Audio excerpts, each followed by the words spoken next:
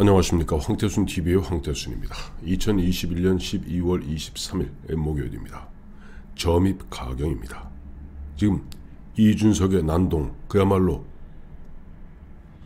더 이상 상상을 초월할 정도로 난동을 부리고 있습니다. 오늘은 윤핵관이 장제원이다 라고 부산을 떠나지 마라 라고 하면서 더 불씨를 갖다가 분란의 불씨를 키우고 있습니다.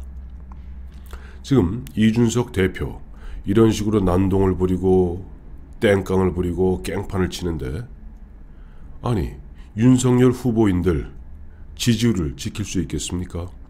사진 하나 보여드리겠습니다. 이것은 오늘 MBS 내셔널 바로메터 서베이 4개사가 이제 합동으로 한국 리서치, 코리아 리서치 등 4개사가 합동으로 하는 그 여론조사입니다만은, 좀 흔한 이야기로 윤석열 후보에게 좀 짜게 나오는 건 사실입니다. 리얼미터에 비해서는.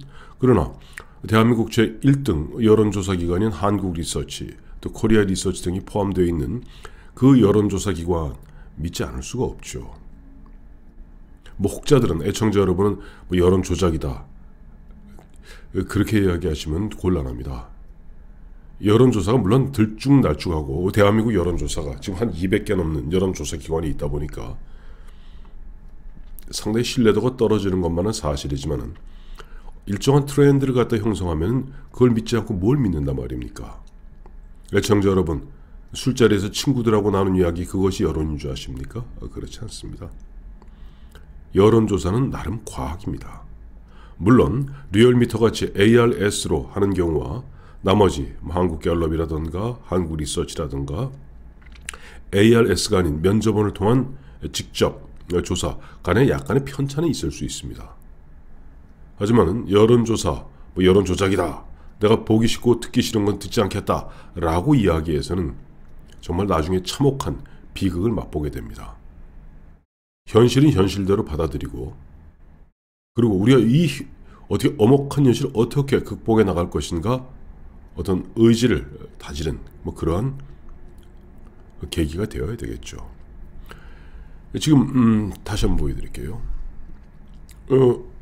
이거는 오늘 발표했습니다만 조사 시점은 20일, 21일, 22일. 이게 딱 이준석, 조수진이 우당탕 20일 날 오전에 붙어서 하루 종일 난동 부리고, 21일 오후 4시에 중대 결단 기자회견하겠다고 생쇼를 벌이는 가운데 어제도 하루 종일 이 방송 저 방송 나가면서 이준석이 그야말로 못 먹는 감 찔러나 보겠다는 식으로 마구잡이로 트집 잡고, 그야말로 잠꼬대, 어린아이들 잠투정하듯이 하는 통에 뚝 떨어져서 드디어는 윤석열 후보 29%, 20대로 내려앉았습니다. 걱정인 것은 마침 보니까 어제 또 윤석열 후보 전북에 가서 어마어마한 말실수를 했더군요. 극빈자는 자유를 모른다. 물론 윤석열 후보가 원래 하고자 했던 그 취지는 알겠습니다.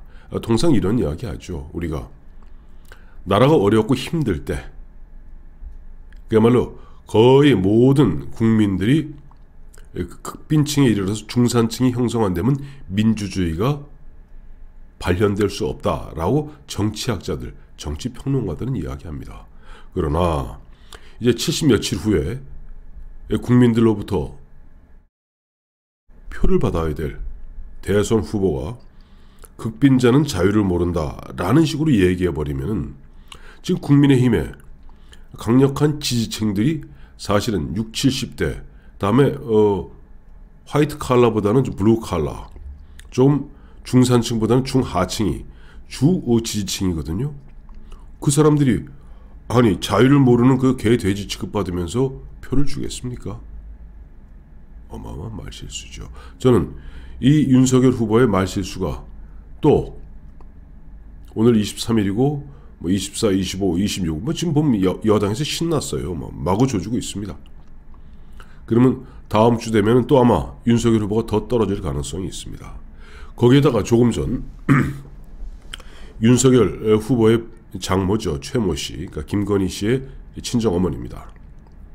최모 씨가 의정부 지법에서 1심 뭐 이런 뭐 증명서 위조, 통장 위조 관련해서 1년, 징역 1년, 실형을 선고받았습니다. 물론 뭐 고령이다 보니까 법정 1심이고 고령이다 보니까 법정 구속은 하지 않았습니다.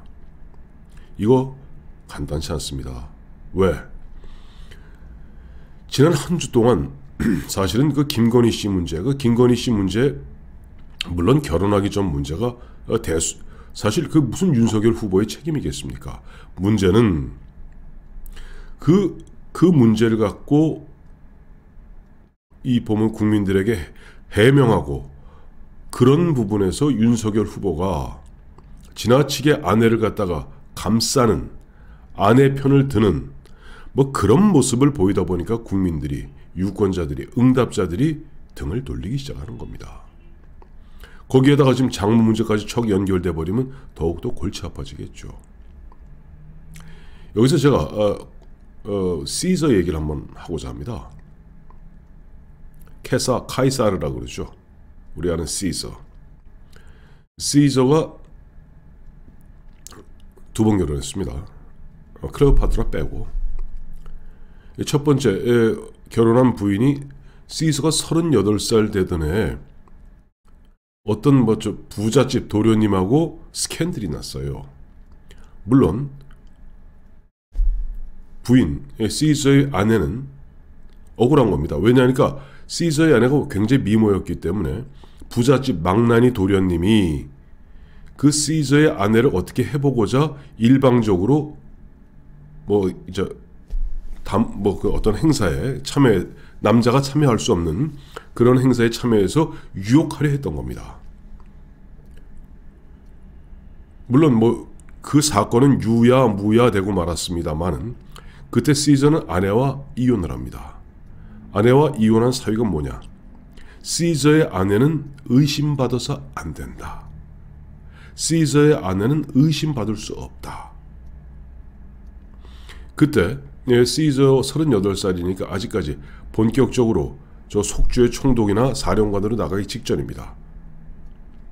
나름 전도양양했던 시저가 그 아내와 시저의 아내는 의심받을 수 없다, 의심받아서는 안 된다 라고 그 아내와 이혼함으로써 로마 시민들에게는 굉장히 사보다는 공을 우선시하는 사람이로구나 하는 깊은 인상을 주었던 것 같아요. 그래서 시저는 그로부터 3년 후에 이제 새 장을 듭니다만은 어쨌든 시저가 그 첫 번째 아내와 이혼하면서 그 다음부터 우길승천, 그야말로 차악차악 가서 드디어는 얼마 안 돼서 우리가 잘 알고 있는 삼두 정치를 하게 되고 그 다음에 저쪽 갈리아를 정복하게 되고 드디어는 최고의 자리에 오르게 되죠. 그렇다고 제가 지금 윤석열 씨 보러 김건희 씨랑 이혼하라 이 뜻이 아닙니다. 제가 며칠 전에도 말씀드렸잖아요. 이 문제 해결 방법 의외로 간단합니다. 아내 문제, 장모 문제, 장모가 흔한 이야기로 지금 법정에서도 이른바 증명서, 예금 증서 등을 갖다 위조해서 어떻게 국고를 갖다가 꿀꺽했다라는 그런 의심을 받고 그렇게 기소가 되었고 1심 판사는 죄가 있다고 판단한 겁니다. 물론 2심, 3심이 남아있긴 합니다만은 국민들 눈에 곱게 보이지 않습니다. 지금 윤석열 씨 부인 김건희 씨 계속 뒤에 숨어서 일방적으로 지금 보면 윤석열 씨는 영부인이란 말을 쓰지 않겠다 라고 하면서 윤석열 씨가 이야기하는 것은 대선 때까지 부인을 갖다가 결코 대중 앞에 내놓지 않겠다는 거거든요. 소화병입니다. 자, 어쨌든 지금 윤석열 후보도 정치 아마추어라 지금 갈팡질팡 오락가락하고 있고 그러면서 고집은 또 무지하게 센 것 같습니다.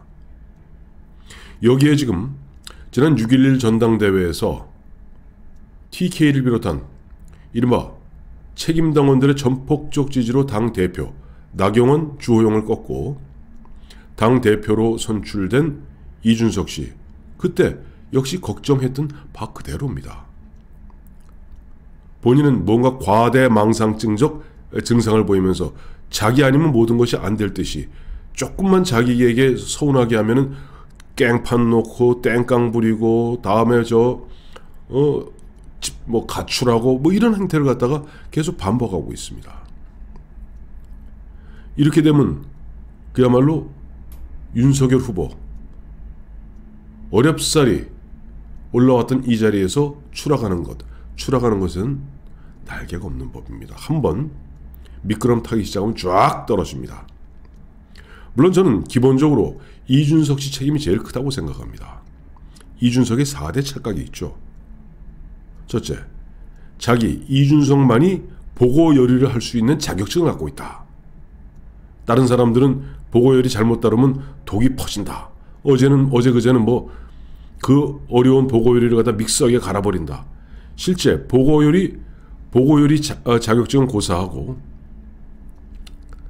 저 생선찌개 하나도 제대로 못 끓일 친구가 무슨 자기가 보고요리사인지 착각하는 것이 참 이준석 씨의 한계죠. 두 번째, 이번에 김종인 총괄선대위원장이 자기가 땡깡을 부리면 역성을 들어줄 줄 알았습니다. 김종인 씨가 역성 안 들어주거든요. 그러니까 더욱더 흔한 얘기로 발광을 합니다. 거의 미친 사람 거의 발광하듯이 발광을 하더군요. 세 번째, 윤석열이 잡아줄 줄 알았던 모양입니다. 지난 울산 때 같이. 근데 김종인도 윤석열도 안 잡고 전화 한 통 없었다는 거 아니에요? 그러니까 더욱더 발광을 합니다. 네 번째, 자기 자신이 20대 30대 남자들, 여자들은 뭐 이준석이 별로 안 좋아합니다. 그 뭐 그렇게 보면 엔티 페미니즘을 갖다가 입에 달고 사는 사람한테 누가 이준석을 지지하겠습니까? 자기가 20대 30대 남성들의 무슨 자기의 상징으로서 자기가 이렇게 하면 20, 30대 다 오는 줄 착각합니다. 제가 말씀드렸죠. 뭐 그렇다면은 지난 12월 3일 날 울산 회동 이후에 왜 20, 30대의 윤석열에 대한 지지율은 왜 떨어집니까? 20일 난동 부리기 전에 말이죠. 그러니까 이준석이 이와 같은 위대한 정말 어처구니 없는 네 가지 착각을 하는 가운데 계속 집에서 분란을 일으키고 불을 지르고 불장난을 하고 이러고 있고, 또 윤석열은 갖다 갈팡질팡 보면 좀 안 된 표현입니다만은 엄처시야 예쁜 어부인 마누라 그 등살에 마누라 지금 공개 이 어레나 이 장에 이 콜로세움에 내놓을 엄두조차 못 내고 있는데 그런 후보를 보면서 어느 유권자가 그래 윤석열 너는 애처가니까 너한테 표 주겠어 하겠습니까? 그러나 윤석열 이전에 이준석이 이렇게 깽판 치고 땡깡 부려서 제가 봤을 때는 망하는 길로 가는데 그래도 원망하지는 마십시오. 이준석을 뽑았던 것도 바로 6.11 전당대회 그 즈음에 괜히 이런저런 어떤 분위기에 들떠서 이준석이만 되면은 뭐 세상이 정권이 교체될 것이라고 착각했던 이른바 국민의힘 진성당원들, 대의원들, 여러분들 선택의 결과인 것뿐입니다. 이번에 윤석열이 이런 식으로 갈팡질팡하고 결국 부인 김건희의 영향력 하에서 벗어나지 못한 가운데 끝내 아내를 갖다가 등판시켜서 국민들로 하여금 때로는 국민들이 유권자가 엄혹하게 진짜 잔인하리만큼 검증한다 하더라도 그걸 갖다 버텨나갈 수 있어야지. 그거 두려워서 흔한 예로 구더기 무서워서 장 못 담그는 통에 망한다 하더라도 원망하지 마십시오. 바로 윤석열 후보를 뽑았던 것도 진성당원 여론조사에서는 홍준표가 앞섰잖아요. 진성당원 여러분들의 그런 나이브한 생각 때문이니까 절대 원망하지는 마십시오. 12월 23일 한숨밖에 나오지 않습니다. 19일이 지금 80일이니까 77일 남았나요? 77일 남은 대선 77일 앞두고 현재 이와 같이 38, 39까지 가던 것이 29까지 내려오면은 이거 한번 새가 꺾이면은 다시 걷어올리기 참 쉽지 않습니다.